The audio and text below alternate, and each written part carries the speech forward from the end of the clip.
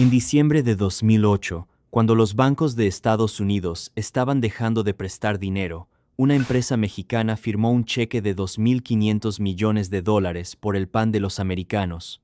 La operación cerró en enero de 2009. Entenmann's, Thomas, Arnold, Boboli.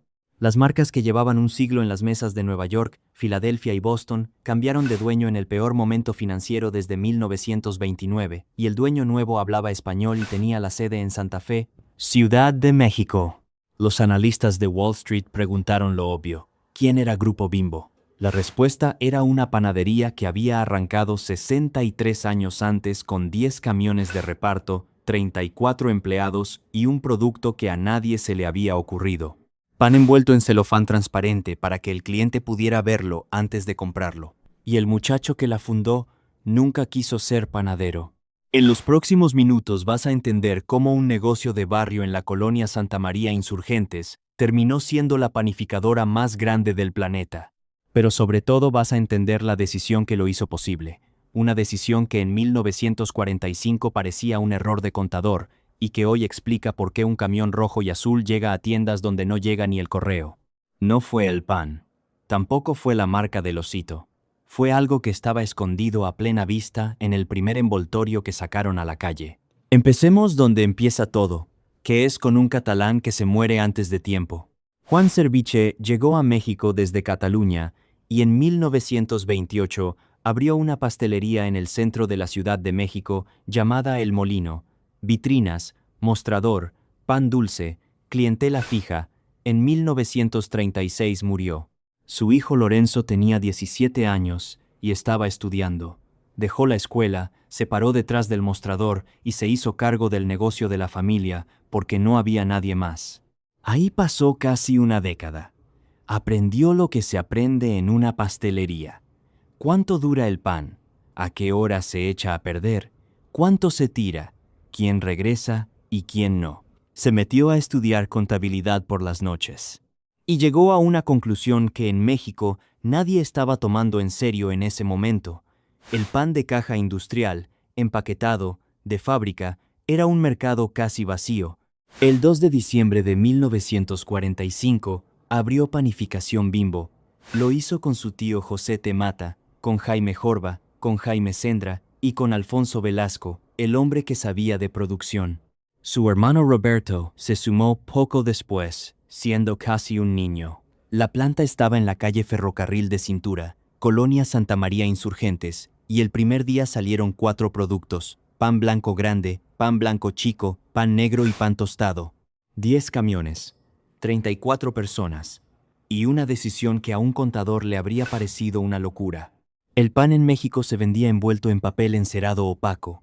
Era barato y hacía su trabajo. Bimbo eligió celofán transparente, que costaba más y además tenía un defecto brutal: dejaba ver el producto. Si el pan estaba aplastado, se veía. Si estaba viejo, se veía. Si tenía moho, todo el barrio se enteraba antes de que el cliente lo tocara. Se habían atado las manos a propósito. Y todavía no sabían el tamaño del problema que acababan de crearse. El nombre salió de una discusión entre socios, y la propia empresa ha contado varias versiones a lo largo de los años, que si viene de mezclar bingo con Bambi, que si suena a la palabra italiana para niño, que si simplemente era corto y se pegaba. El osito lo dibujó Anita Mata, esposa de Jaime Sendra, inspirada en la ilustración de una tarjeta navideña.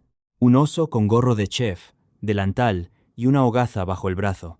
Nadie en esa mesa estaba pensando en construir una marca global. Estaban pensando en que se distinguiera en la vitrina de una tienda de abarrotes de la colonia Roma. Vendieron. Vendieron rápido. El pan de caja empaquetado era una novedad, y la Ciudad de México de la posguerra estaba creciendo hacia todos lados a la vez, con familias nuevas, refrigeradores nuevos y clases medias nuevas, que querían comprar comida que se viera limpia.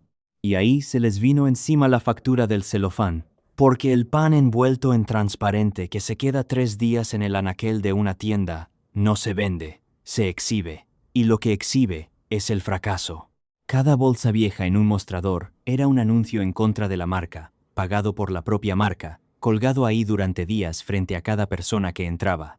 Un fabricante normal habría hecho lo normal, vender al tendero, cobrar, y que el problema del pan viejo fuera del tendero. Bimbo hizo lo contrario. Estableció que el producto que no se vendía dentro del plazo de frescura lo recogía la empresa y lo absorbía la empresa. El tendero no perdía nada, la pérdida se la comía la panadería. Suena a política de calidad. En términos operativos era otra cosa. Significaba que un empleado de Bimbo tenía que pasar por cada tienda, cada pocos días, para siempre, no para vender, para revisar. Eso obligó a construir rutas. Las rutas obligaron a construir flotilla. La flotilla obligó a construir plantas cerca de las rutas. Y ese fue el verdadero motor de los siguientes 40 años.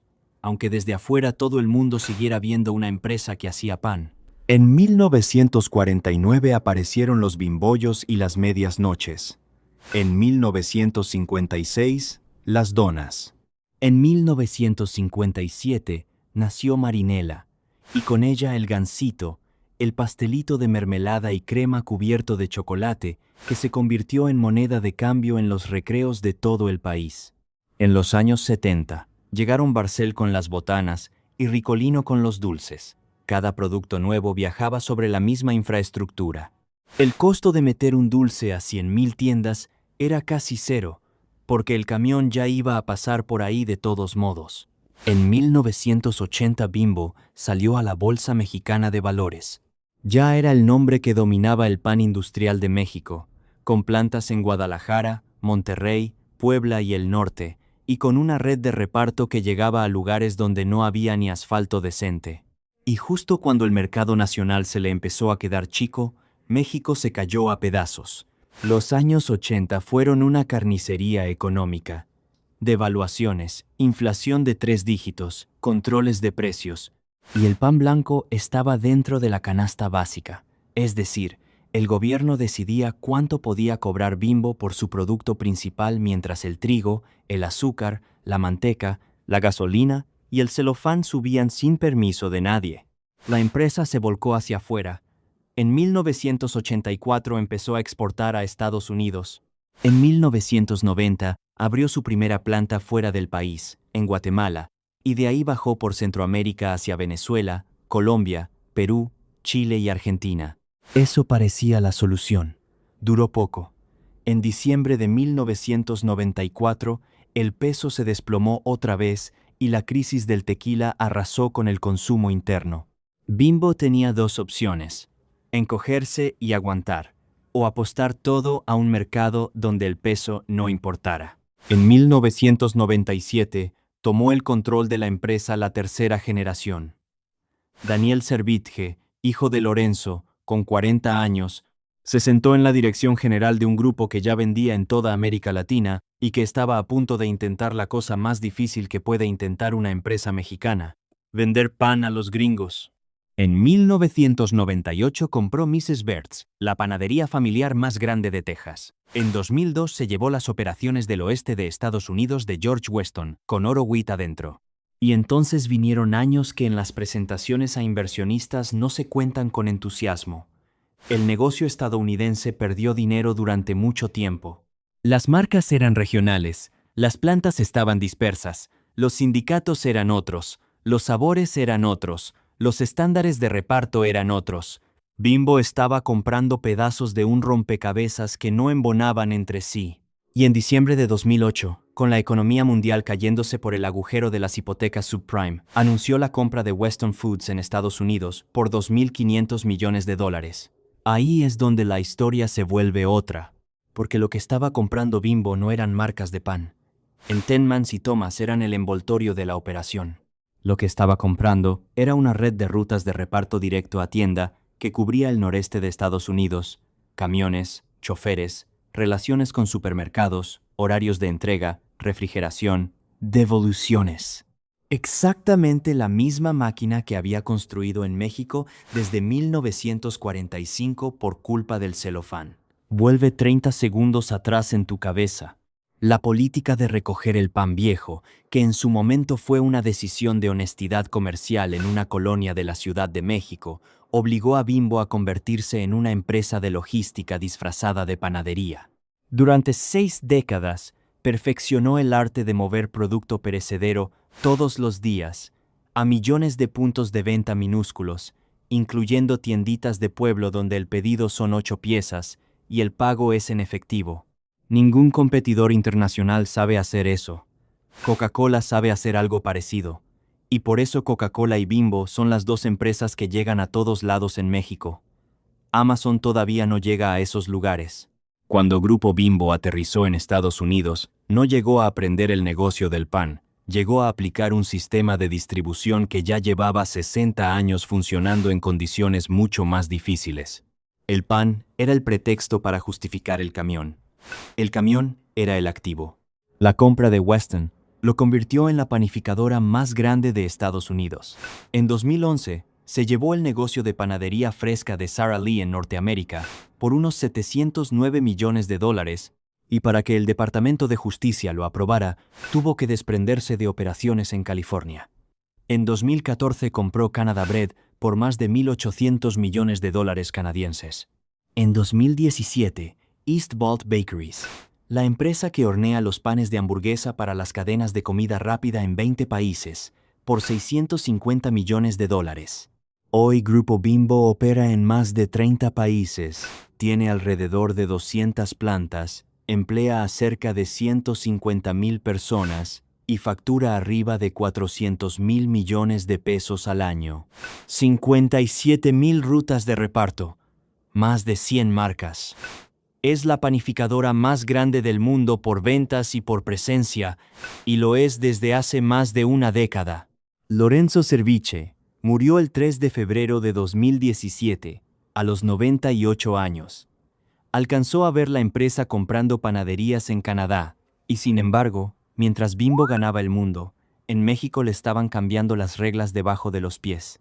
En 2014, entró en vigor el impuesto especial de 8% a los alimentos de alta densidad calórica, pastelitos, botanas, galletas. En octubre de 2020, llegó el etiquetado frontal de advertencia, los octágonos negros, exceso de calorías, exceso de azúcares, exceso de grasas saturadas, exceso de sodio. La normativa además prohibió usar personajes en los empaques con sellos, lo que sacó a varias caricaturas de los productos que las habían llevado durante décadas. El osito sobrevivió porque el pan de caja logró reformularse. Otros productos no corrieron con la misma suerte. En 2022, Grupo Bimbo vendió Ricolino a Mondelez por $1.300 millones. La división de dulces que había nacido dentro de la casa, que iba en los mismos camiones desde los años 70, salió del grupo. La empresa lo explicó como un movimiento de enfoque hacia su negocio central. También puede leerse como una lectura fría del país que viene, la panificadora más grande del mundo, decidiendo de qué lado del debate nutricional quiere estar parada en 2040. Las dos lecturas probablemente son ciertas al mismo tiempo, y una historia honesta las sostiene juntas. Queda el patrón, que es lo único que de verdad se puede llevar uno de esta historia. En 1945, 5 socios eligieron un envoltorio caro que exhibía sus propios defectos. Esa decisión los obligó a garantizar frescura. La garantía los obligó a regresar a cada tienda. El regreso los obligó a construir rutas. Las rutas los obligaron a construir plantas, flotillas, sistemas, cultura. Y 80 años después, esa cadena de obligaciones es la razón por la que una empresa fundada en una colonia de la Ciudad de México es dueña del pan que se come en Nueva York, en Toronto, en Madrid y en Shanghái. La ventaja no estuvo nunca en la receta. Las recetas se copian en una tarde. Estuvo en aceptar un costo que todos los competidores rechazaron, y en sostenerlo durante tantos años que se volvió imposible de alcanzar. Casi siempre funciona así. La empresa que gana suele ser la que aceptó cargar con algo incómodo cuando todavía era barato hacerlo. Si creciste con un gansito en la lonchera, si tu tienda de la esquina recibía el camión los martes por la mañana, si trabajaste alguna vez en una ruta de reparto o conoces a alguien que lo hizo, escríbelo en los comentarios. Cuéntanos el producto, el año y la colonia. La gente que se subió a esos camiones sabe más de lo que se construyó aquí que cualquier reporte anual. Y suscríbete porque este archivo apenas está empezando. Viene la historia de otro imperio mexicano que casi nadie